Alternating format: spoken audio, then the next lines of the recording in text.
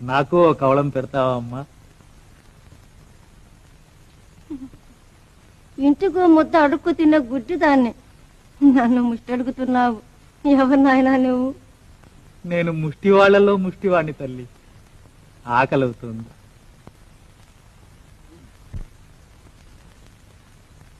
ఈనాటికి నాకు ఒకరికి పెట్టే భాగ్యం ఇచ్చావా తండ్రి?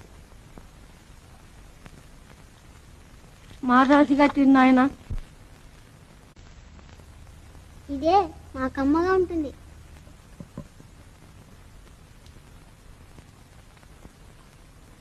రామా, నువ్వు కూడా తిను.